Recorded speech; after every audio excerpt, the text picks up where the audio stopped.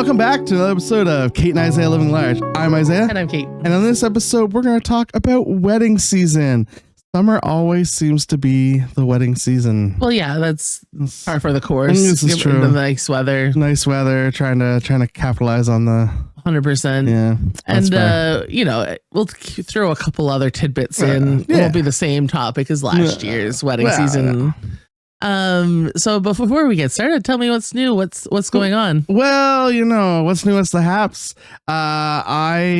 It's quiet time right now for me, specifically with work. Our pool's it's emptied. It's being cleaned right now. We're getting ready. Makes it easier to swim.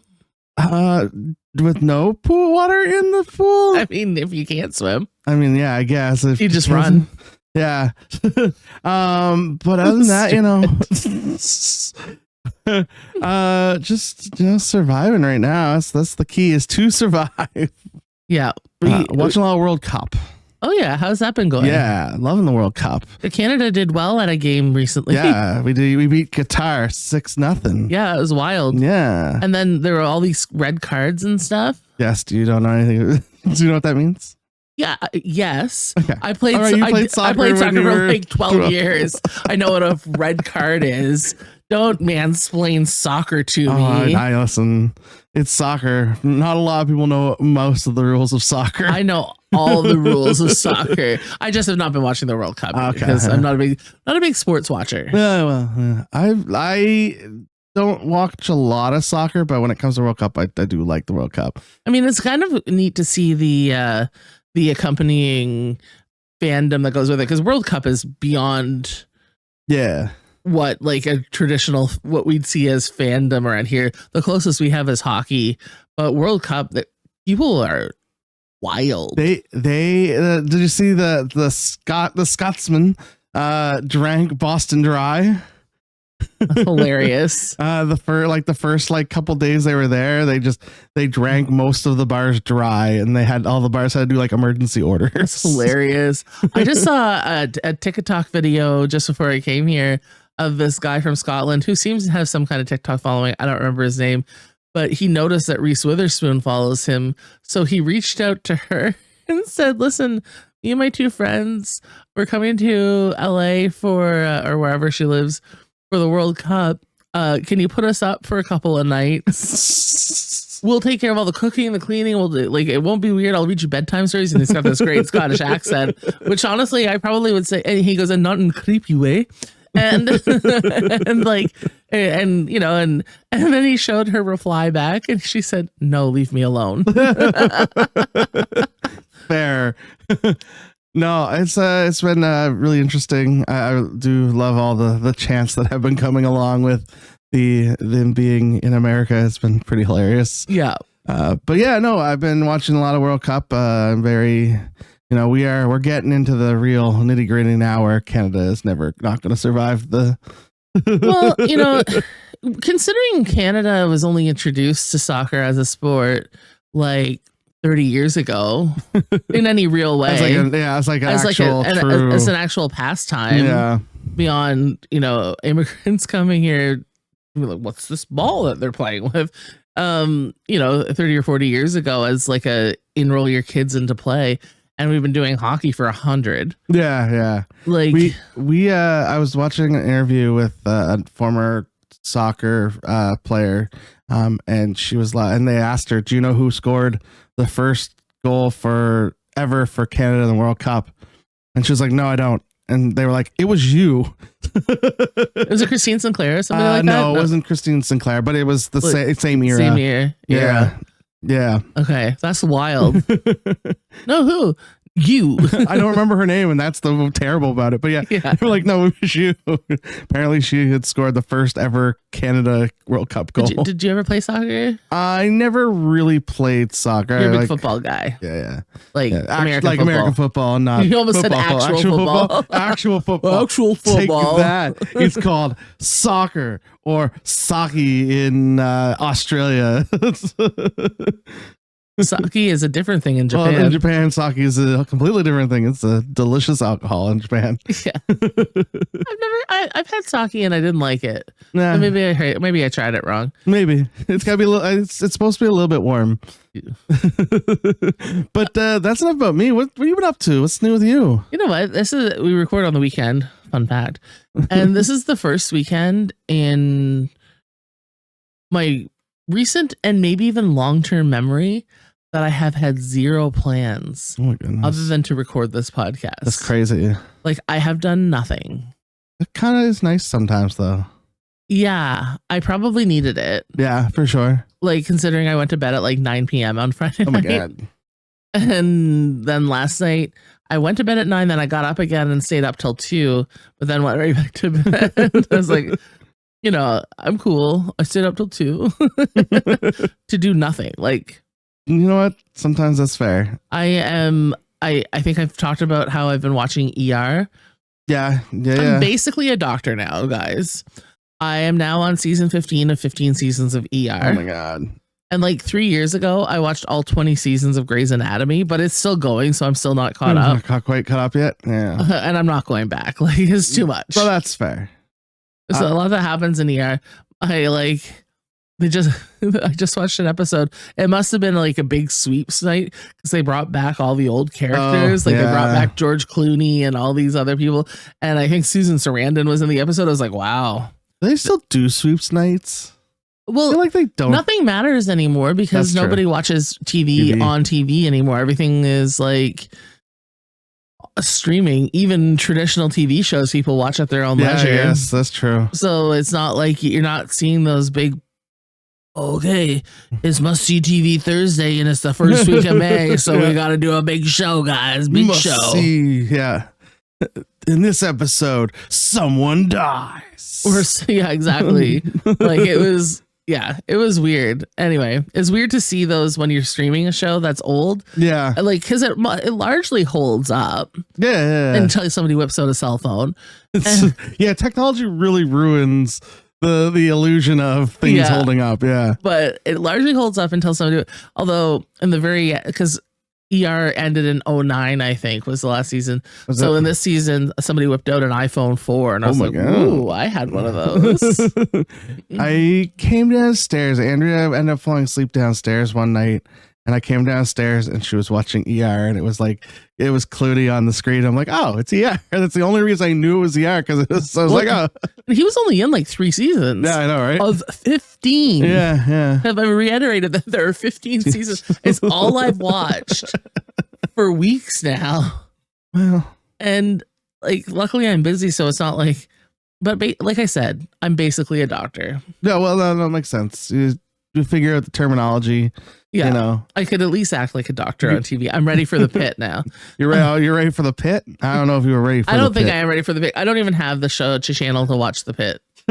And by the channel, I mean Crave. Yeah. Is it actually? Yeah, it's streaming. It's just on. It's Crave. It's not. That's even Noah Wiley. Because now I've watched Noah Wiley grow up from a med student to the head of the ER in. I don't know where the pit takes place. Pittsburgh? I don't know. I think it's Pittsburgh. I wonder if that's why it's called. Is that why it's called the pit? Maybe. I don't think so. I think they call it the pit because it's like the emergency room, but I think it does take place in Pittsburgh. That's hilarious. Yeah. He's gone far from Chicago, which is where ER takes place. Yeah, that's right. So, where's Grey's Anatomy take place? Seattle. Did you give me a chance to answer the trivia question? Because I had it. I'm sorry. I was asking. You know, you once told me that you're a better trivia host than me, that you'd be a better game show host than me. You know what you have to let people do is answer the questions. No. I answered the question. Where does Grey's Anatomy? Seattle. Seattle. Oh, okay. Wedding season. I know who I would never take on a date to a wedding. I am a delight at a wedding. Okay. Parents love me. Grandparents love me. Children love me. You have a wife, Isaiah. I am a delight at weddings. I can still be a delight at weddings. I know. I was vying for a wedding invitation a few years ago for a colleague, and she did end up inviting me. But I made a PowerPoint presentation about how delightful I am at weddings, and it was basically me at other weddings, like dancing with children, chatting with the older folks, hanging with the parents, having a beer. Like, look how delightful I am at a wedding. Well, that's yeah. So I have 2 weddings that I know of this summer, and that's why I say I know of, because there might be more that I that's on a calendar somewhere that Andrea's gonna be like, hey, we got this wedding this day. Oh, I thought you were like, maybe someday you'll find somebody this summer, Caitlin. A really quick wedding. I'm old. Don't have time. 90-day fiance here. Yeah. Lock it down. Just kidding. So your first wedding is when? Next weekend. Whoa. Actually, well, when this comes out, this weekend, this Saturday, Wow. after this comes out. So Yeah. are you ready? Yeah. I mean, Are you in the wedding? No. Okay, so you just have to be a great guest. I just get to be an awesome guest. What are you wearing? I don't know. We've talked about this before. I think we talked about this last summer. Do you have a suit yet? No. Okay. Listen, it's a very casual wedding. This Okay. one, there's that in the invitation. It said no gifts, no cash, just come.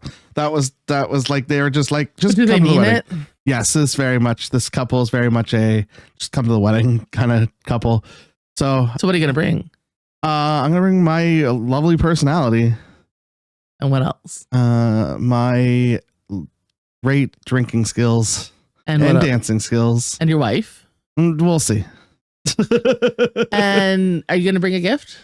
No, I won't take a gift. Are you gonna bring a card? Probably not. Okay. It's listen, I've known that this couple is getting married. I've known them. One of them I've known my entire life. Okay. They've been together for 1 billion years. Since before me and Andrea were married, they've been together. So, Okay. So what damn time? yeah, they have 2 children. So yeah, they're finally getting married. Okay. They don't need anything. They're very much, they're very much just they're getting married. Do you not have anything nostalgic if this is the person you've known your entire life that you think like would be like a non-monetary value? Just Nothing that's appropriate. fair enough. You brought it to the bachelor party. Listen, I may do a speech. So this person's grandmother stood in front of his sister's wedding and brought out a glove and said, "Do you know why gloves are better than condoms? Why? Because you have 5 chances." Oh no. There is a high possibility someone makes that joke. Hilarious. Place lots of gloves around. That's right.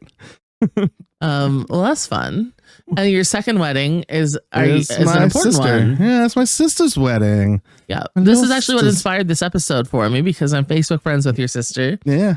And I saw the photos from her bachelorette. Yes, they did their bachelorette last weekend in Halifax. And I at first I was like, wow, look at all those girls. They look so good. Look at their dresses. And then I realized that your sister's as big a dork as you. Yes.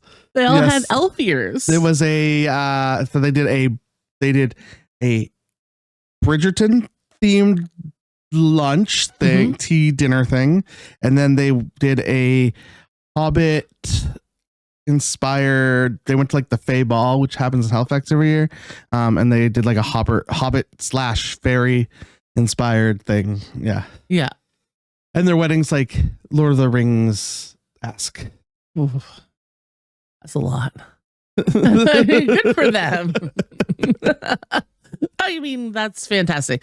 I mean, I wouldn't know what to do because I don't like Lord of the Rings. You don't like Lord of the Rings? No, somebody forced me through it once. I couldn't get through the book. I read The Hobbit. I like The Hobbit. The Hobbit was a good book. Yeah, Hobbit was a good book. Not a great movie. Never saw the movie. Their trilogy. They made that little tiny book into a Yeah, it's a 270 word it's- page book. The Hobbit's good. I love Lord of the Rings books.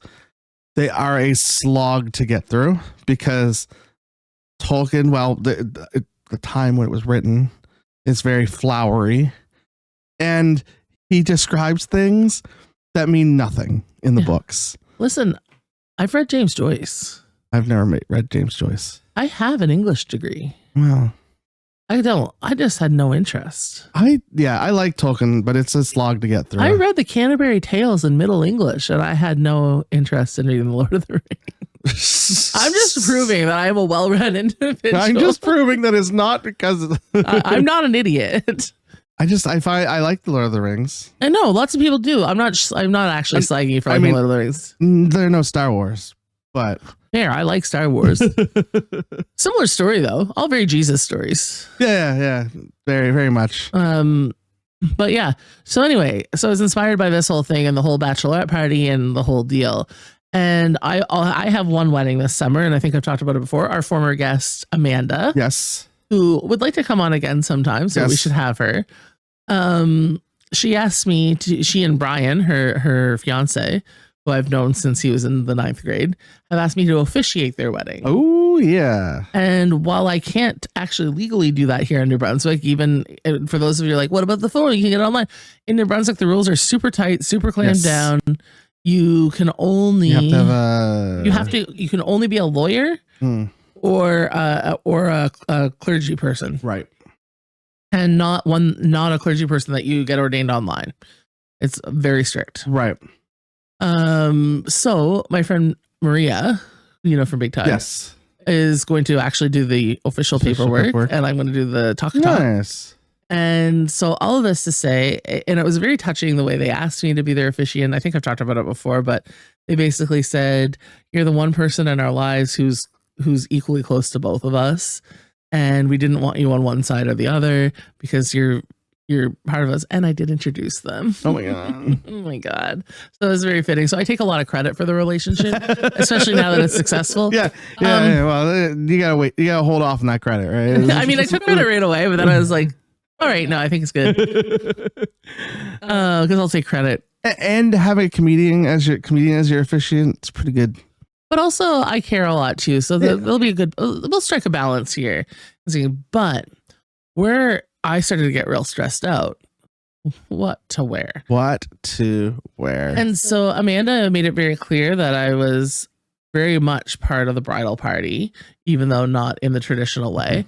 And she sent me the dresses that the bridesmaids were ordering. Like, she sent me the link to the website. She said, you're welcome to wear this. You're welcome to wear whatever makes you feel comfortable, because she's amazing. and I wanted, but I got it in my head, because obviously I'm the most important person there. Well, I mean, I'm the only one facing the crowd. Basically. Oh yeah, really. And everyone is listening to what you have to say. And look at me.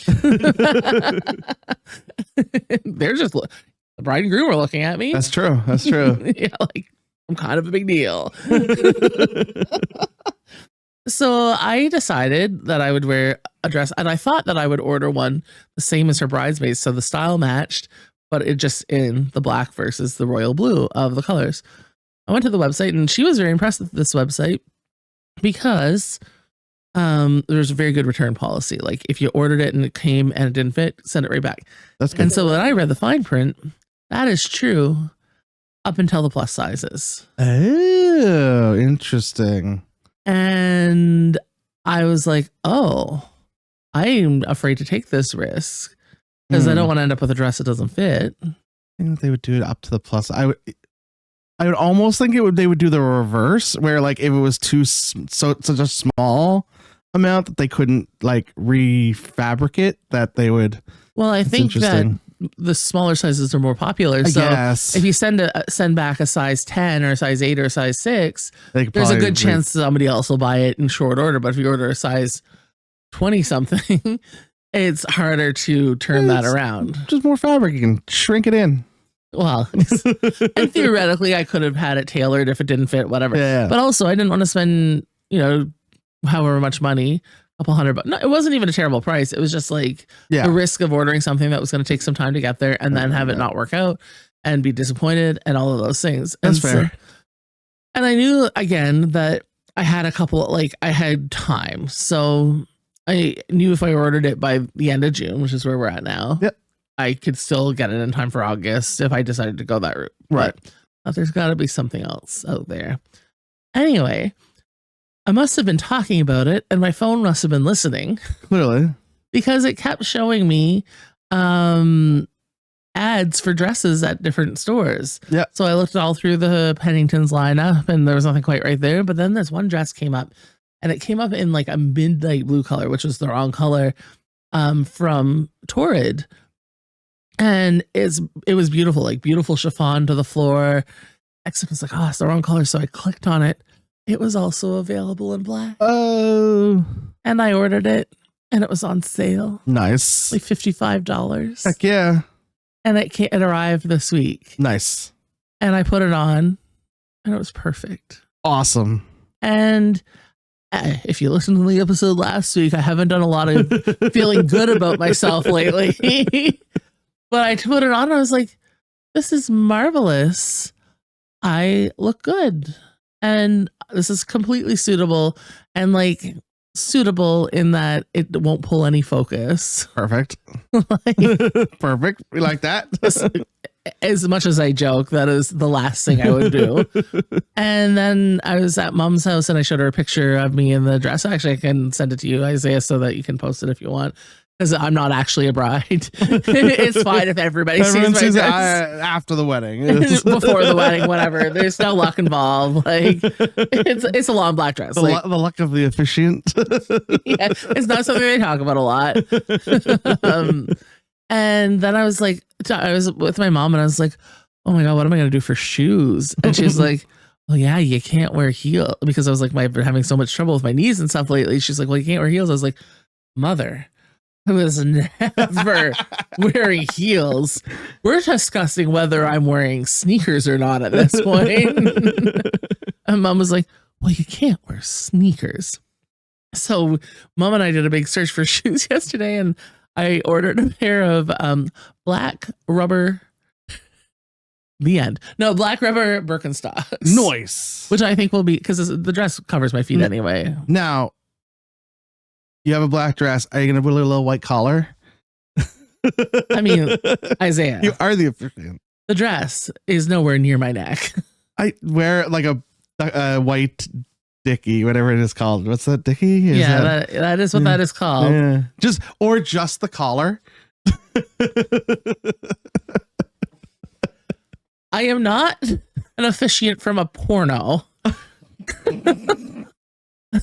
Listen, all officiants need a little white collar thingy. Right? I was actually gonna look for like a blue accent, like a royal blue accent to tie in with the rest of the wedding, whether that be a necklace or scarf or something. And actually, Mom found me a scarf that might work in her collection. And I think it'll all be fine because at the end of the day, it does not matter what I wear because I'm not the bride. You're the officiant. Why, that word really didn't come off my tongue that time. You're the officiant. Yeah, I mean, it matters what I say. Yeah, no, that definitely matters. And it matters that I don't look like a piece of shit. It does quite matter. I can guess you're in every photo. You're gonna be like in many photos. They're also both, I don't know if you remember how tall Amanda is, and Brian's she's taller. Like this tall. Yeah. And like I'm only tall when I sit down. Yeah. That's like my thing. Standing, like, and I'm not even that short, but next to them I'm gonna be like, hi. Hello. And Brian's the shortest of all his brothers. Okay. And his brothers are all his best men. Yeah. He has 3 brothers and they're all taller than him. Nice. And I think he's like 6'2" or 6'3". And so I'll be standing up there and then Amanda's bridesmaids, I don't think are asshole, but her brother is her man of honor. Yeah. And so he's also tall. So I'm just going to be standing there at the front of the room like, hello, can you hear me out there? My name is Caitlin. Well, I mean, I think I've been to quite a few weddings in my lifetime now at this point. It's really kind of crazy that I think about it. Last year I went to Matt's wedding and Joe was the officiant. Oh yeah, that's right. Because because Brian was supposed to be. Yeah. But the way it ended up happening is Matt and Laura went and got married at the courthouse, right? And then did a wedding after the fact. Right. But this wedding you're going to be the officiant, but Maria's going to marry them there. Actually do the interesting. Yeah. I like it. I like it too. Yeah. I'm for my sister's wedding, I'm wearing a like green. So I made the mistake. Ladies and gentlemen of the jury, I do apologize for the mistake I made. I ordered my tie, the color I wanted, without actually talking to Andrea beforehand. Dum dum dum dum dum dum dum dum. Yes. So now I have this lovely green tie that I like, but now Andrea has to try and find like a dress that kind of goes with it, I guess. She doesn't have to. That's what I said. We're not in the wedding. We're just, we're going to be pictures, but. Yeah, but you're a couple. You're not like twins. Exactly. But like, I can see she'd want to tie in. Like she doesn't want to clash. The cat in the building. The cat touched me. But yeah, I mean, I made the mistake of whatever. I like it. I like this green tie. What kind of green is it? Like a forest green. Oh, that's nice, but not for a summer wedding. Well, it's a winter tie. Yeah, but it ties into the Lord of the Rings-esque. Oh, right. Fair enough. Like I was going for Lord of the Rings-esque. And what does Andrea want to wear? I don't know. She hasn't looked or found a dress yet. I don't know. And now she's feeling tied to the forest green. I think so. But you can do, you know what? Is it forest green is?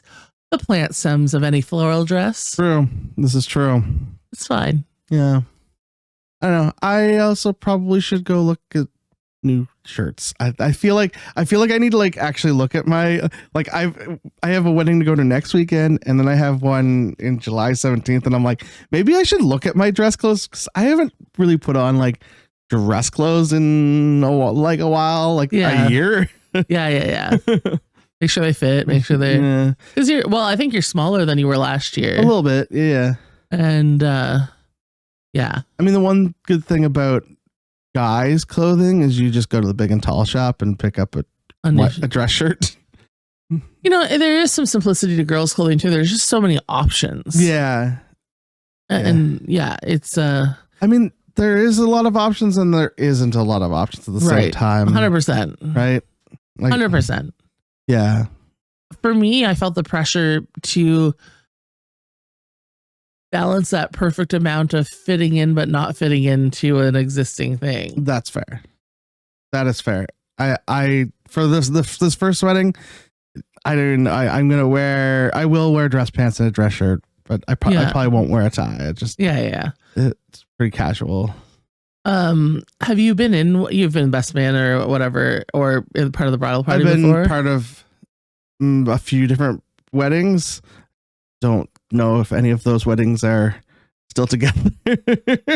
I might be the curse. This is what I'm saying is I may be the curse of weddings. Don't put me in your party. It's statistically it doesn't work out apparently. I've been the maid of honor for 2 weddings and I'm 1 for 2. Never the best man, so maybe that's the problem. Maybe if I'm the best man, that's the key. I mean, the first wedding I was maid of honor at, couple is very much together. They've got a couple kids. They seem to have a very good life. And then the second wedding that I was maid of honor was my sister's. They're still together? No. But they're fine. That's good. They have 2 kids and they've been divorced 10 years now. This is long ago. Yes, ancient history. Ancient. Yeah. And 10 years is a long time. Yeah. They're good. Everybody's good. Yeah. So like at the end of the day, they've all had good lives. Yeah. I'm just the common denominator. This is how I've decided. I'm the curse. Just bring me to your wedding. Just don't put me in your bridal It's powder. not about you, Isaiah. It's all about me. It's about me. I am the dance floor. I don't think you and I have ever been to the same wedding. No. Which is kind of crazy. I know. Because we have a lot of crossover friends. But I think we became friends later in our 30s. Yeah, when a lot of the wedding seasons were all kind of gone. Yeah. At any rate, well, we're getting to the divorce wedding, the second weddings now, though. I know. We're getting to that point. I think I don't know if I told this at the one show of mine you've been to, but I have a joke that's like, I've been on the dating app so long that I've seen the whole cycle. I've seen the first round. Then the guys come back after their first divorce, go off again, and then back after their second divorce, and they're going for round 3. And I'm like, I've been there the whole time. We're gonna be in at people's second weddings. That's when I've been there. I've already done that. That's when we will actually be at the same wedding together. Yeah. All right. Where can people find us on the internet? Find us at Kate and Isaiah Living Large on Facebook and Instagram. And where can people find you? You can find me at Maritime Brews on all of the social medias. Of course, we still have the Buy Me a Coffee going if you would like to donate to us, or just. What really helps is if you like, share, subscribe wherever you listen to your podcast or wherever you're watching this at. Goes a long way to getting us out there. But until next week, bye.